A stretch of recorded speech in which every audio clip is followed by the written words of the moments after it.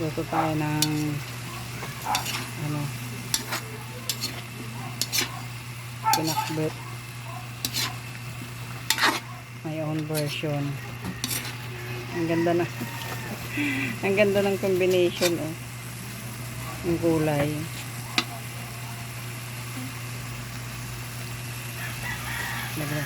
Paniguradong may magre-reklamo nito. Kaunti yung isang balot lang kasi yung binili. Ayoko nito ng maraming sabaw.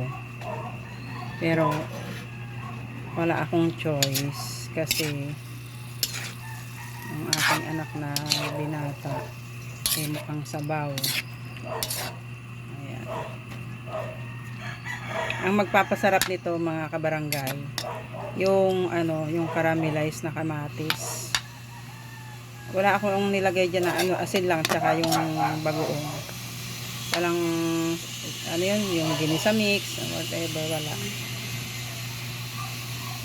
Yung ano lang, kamatis lang. Dinamihan ko yung ano, yung kamatis. So, yan.